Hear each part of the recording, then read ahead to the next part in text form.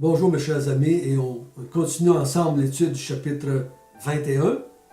Et aujourd'hui, on va voir la section du verset 25 jusqu'au verset 33, où Jésus va parler de la destruction des nations. Notre bon Père du ciel, nous sommes bénis, nous sommes privilégiés de voir dans ta parole, de croire que ta parole nous dit qu'est-ce qui s'en vient dans les temps futurs. Jésus, il y a 2000 ans, avait prédit la destruction du temple et c'est arrivé.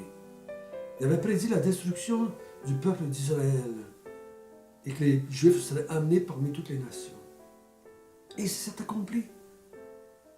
Et maintenant, il va nous emmener un troisième temps, la fin de ce monde tel qu'on le connaît. Dirige-nous à bien comprendre et à accepter que cette destruction vient de toi. Et la raison, c'est le monde t'a rejeté, toi, son créateur, son maître, son Seigneur, son sauveur.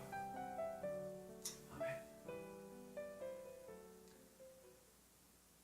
Donc, on est quelques jours avant, peut-être le mercredi ou le jeudi, avant que Jésus meure. Il est en train de parler à ses disciples.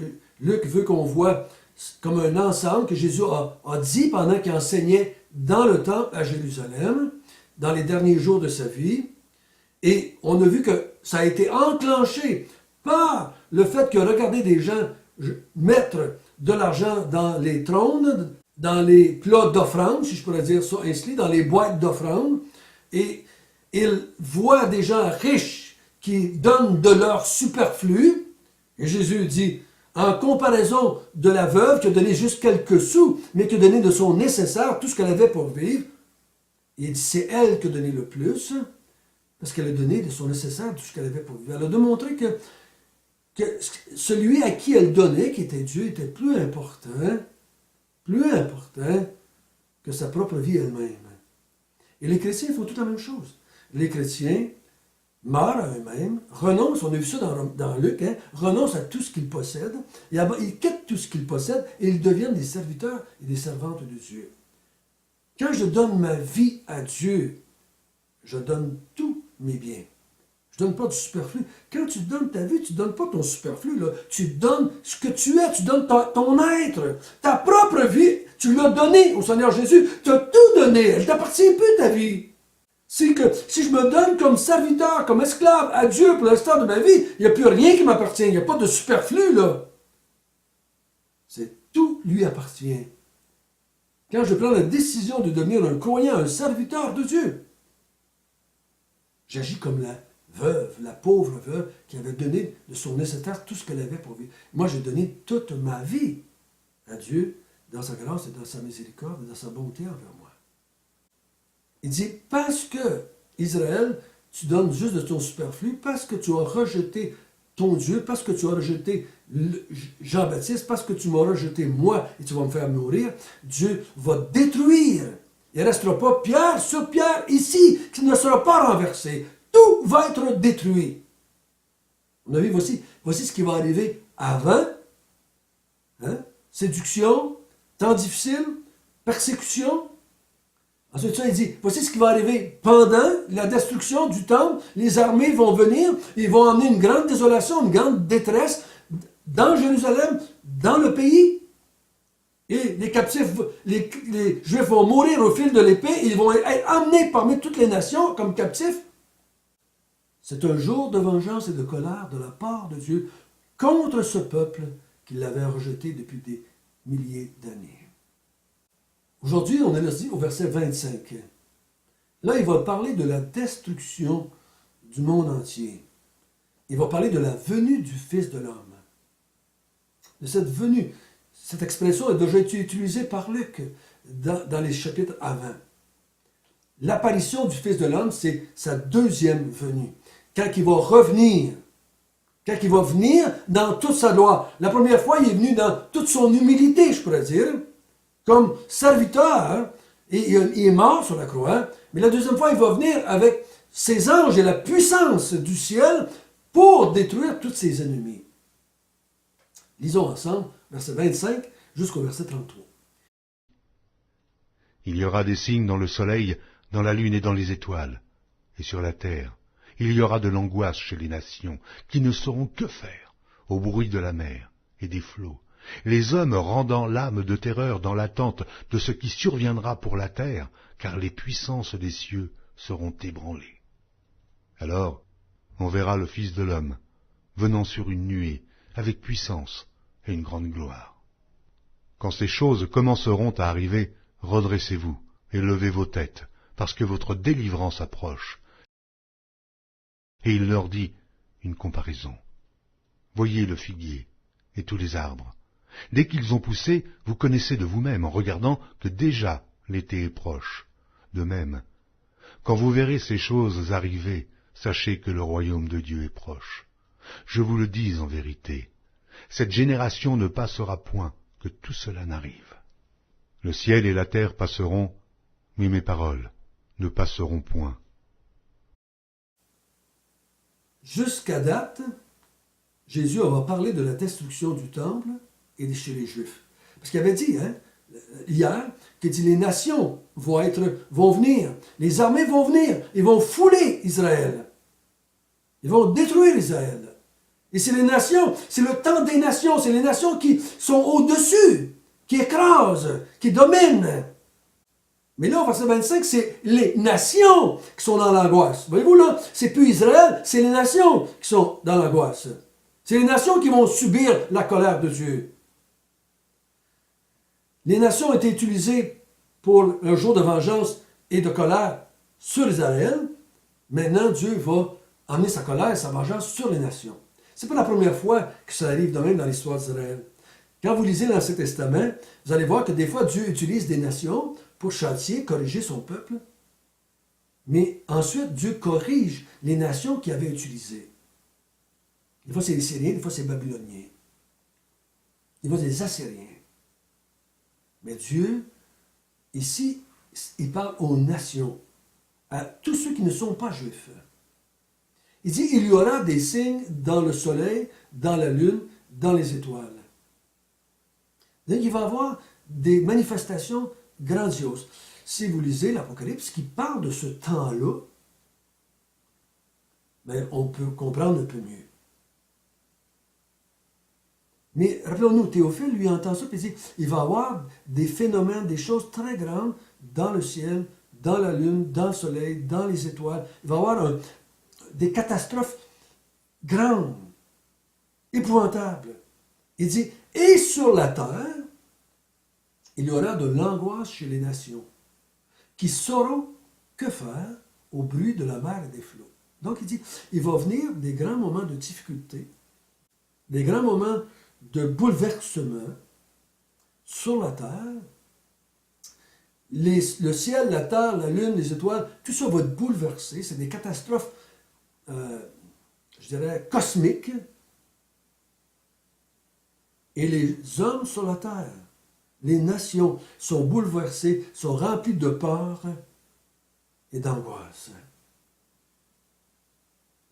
Au verset 26, les hommes rendront l'âme de terreur dans l'attente de ce qui surviendra pour la terre, car les puissances des cieux sont ébranlées. Donc, quand les hommes de la terre, quand les hommes de la planète, les hommes et les femmes, les enfants, tout le monde, la population du globe, vont voir ces choses-là arriver dans le ciel. Je crois qu'à certains points, il sépare les cieux d'avec la terre. Ce qui va arriver sur la terre, ça va venir du ciel. Ces moments de tourment et d'angoisse vont venir du ciel. Pas juste de la matière, soleil, lune et étoiles. Mais il tentait de dire, ça va venir du ciel sur la terre. Et quand on voit l'Apocalypse, souvent quand je l'enseigne, je dis, l'Apocalypse, c'est pas les nations contre les nations. Comme on avait vu hier, une nation s'élèvera contre une nation, un royaume contre un royaume. Ici, c'est le ciel contre la terre. C'est les choses des cieux contre la terre. Tous les peuples de la terre sont dans l'angoisse à cause de ce qui va arriver dans le ciel. Voyez-vous? C'est le ciel qui s'attaque à la terre. Verset 27. Alors le Fils de l'homme venant sur une nuée avec la puissance et une très grande gloire. dit, quand le ciel va être contre la terre et que la terre entière va être dans l'angoisse et dans la terreur, le Fils de l'homme va venir avec une grande puissance, avec une grande gloire. Verset 28, il dit, quand ces choses commencent à arriver, redressez-vous, levez vos têtes, parce que votre délivrance approche. Vous avez souffert, on vous a persécuté, on vous a haï, on vous a passé au fil de l'épée, on vous a fait mourir, on vous a enlevé vos biens, on vous a maltraité, on s'est moqué de vous, on a ri de vous, on a fait toutes sortes de choses à cause de mon nom. Parce que vous avez été des témoins de mon nom. Il dit, quand vous allez voir ces choses-là arriver, réjouissez-vous, levez-vous la tête, relevez les épaules, mettez-vous un sourire dans la face, si je peux dire ça comme cela, car votre délivrance approche. Là, il donne la comparaison du figuier. Il dit, quand vous regardez les arbres, les fleurs, hein, on le fait nous aussi quand on voit ça, ah, le printemps arrive. Là, on a tous nos petits signes selon le pays dans lequel on reste, selon la culture, on est-tu dans le pôle Nord, on est-tu dans le pôle Sud, on est-tu à l'équateur, on est-tu dans les pays tempérés. D'après moi, ce qu'on est, on a notre façon de voir arriver le printemps et l'été. Dit, quand vous voyez les choses arriver comme le figuier, les arbres, les feuilles, les petits minous qu'on dit qui sortent des branches, les bourgeons, tout ça, vous savez que l'été s'en vient. Dit au verset 31, dit de même, quand vous verrez ces choses arriver, sachez que le royaume de Dieu est proche. Ça arrive, votre délivrance arrive. Dieu va renverser tous les peuples de la terre, va anéantir toutes les nations, va détruire tout ce monde dans lequel nous vivons. Et selon le livre d'Apocalypse, il va en bâtir des nouveaux pour son peuple. Un nouveau ciel et une nouvelle terre. Peu importe dans quelle période de l'histoire les chrétiens vivent, ils sont persécutés, ils sont rejetés, ils sont moqués. On les détruit, on les fait mourir, on les fait périr. On s'attaque à eux de toutes sortes de façons. Il dit persévérer. Ne vous laissez pas séduire. Ne vous laissez pas arrêter par les difficultés de la vie. Ne me reniez pas. Persévérez jusqu'à la fin. Même dans la mort, continuez à persévérer. Votre délivrance va venir un jour. Votre délivrance va venir. Je vais venir avec toute ma puissance et toute ma gloire et je vais anéantir toutes ces nations qui vous persécutent et qui vous font souffrir. Et je vais vous établir, moi, dans le royaume de Dieu, dans les nouveaux cieux, nouvelles terres. Je vous le dis, cette génération ne passera point que tout cela n'arrive. De quelle génération il parle ici? Je crois qu'on est obligé d'aller plus loin que la génération du temps de Jésus ou du temps des apôtres. On est obligé d'aller un peu plus loin que cela. Parce que là, il parle de on a parlé de la destruction du temple, on a parlé de la destruction de Jérusalem par les nations. Là, il y a eu le temps des nations. Et là, Jésus vient dans toute sa gloire détruire ces gens-là qui ont persécuté son peuple, qui ont haï son peuple et son nom. Donc, je crois que la génération, ça me semble le plus facile à comprendre, la génération qui va voir ces choses arriver, ça va se produire dans cette génération-là. Quand vous allez voir ces choses arriver, relevez la tête. Quand vous allez voir ces choses arriver, ça va se passer dans cette génération-là. Je crois que c'est ça qui est le plus simple à comprendre. Donc ça ne va pas durer longtemps, cette transition entre le monde tel qu'on le connaît et le monde à venir, les nouveaux cieux, nouvelles terres.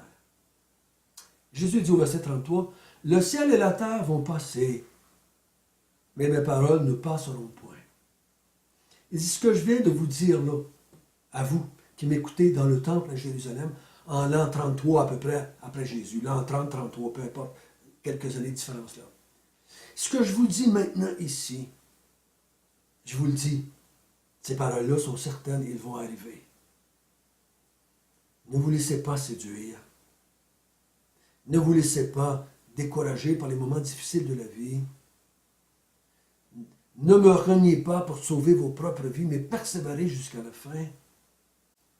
Les paroles que j'ai dites vont s'accomplir. Il va y avoir une délivrance de tous ceux qui se sont convertis à Dieu, tous ceux qui se sont repentis envers Dieu de l'avoir abandonné, et tous ceux qui vont avoir cru en Jésus-Christ comme le Sauveur du monde.